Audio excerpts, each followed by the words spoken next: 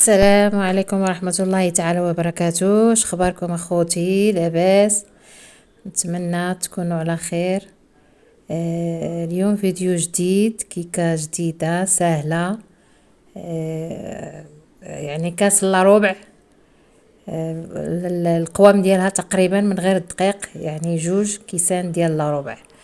فمرحبا بكم ان شاء الله في الفيديو، نتمنى يعجبكم. عندنا هنا كاس الا ربع سكر، وكاس الا ربع حليب بودرة، وكاس الا ربع زيت، وكاس الا ربع ماء. من تم نخلطو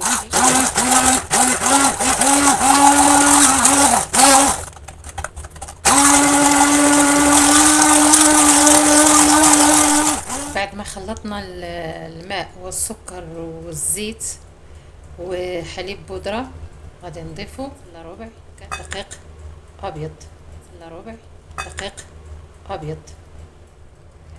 ملعقة كبيرة بيكنج باودر، ونخلطوا المقادير مزيان حتى تخلط عندنا الكيكه.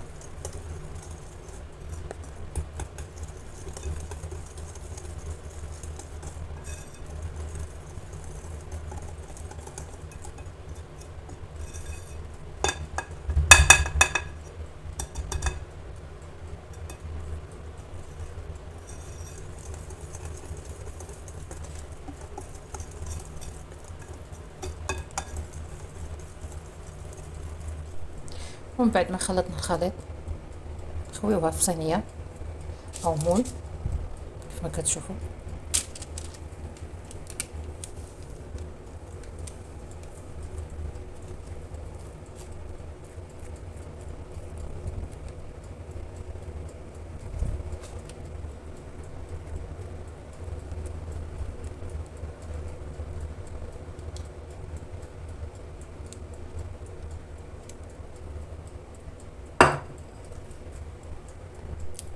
نتمنى ناخدو القشطه ونزينو بها، زينو بها الطريقه اللي عجبتكم، حطوا بحال هكا.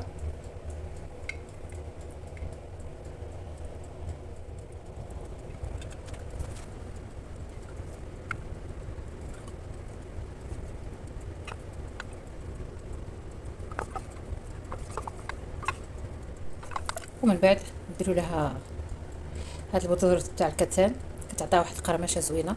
واللي يبغى يدير السمسم يديرو، كل واحد يزين باش ما بغى. انا ما بغيتش، كاين اللي كيدير حتى حبه البركه، ما بغيتش ندير حبه البركه لانه سمعت بعض الشيوخ قالوا انها ملي كتلمس الحراره حبه البركه كتطلق واحد الماده مسرطنه. بهذا الشكل غادي ندخلوه ان شاء الله الفران وانا معكم الى النهايه. والكيكه هي بعد ما طلعناها نديروا لها شويه ديال العسل نسقيوها به. اللي بغى يدير العسل الثاني، اش تيقولوا ليه، الشيره، يسقي بس الشيره ماشي مشكل. انا هنا كندير العسل اللي عندي بحال ما هكا. ملي تخرجوها من الفرن سقيوها على طول، ماشي يعني تبقاو شويه ولا لا، في البلاصه سقيوها بحليه سخونه باش العسل يشرب. وكاس ديال العسل قياسكم، بغيتو تعمروها بزاف عمروها، بغيتو غير شويه داكشي كيرجع لكم.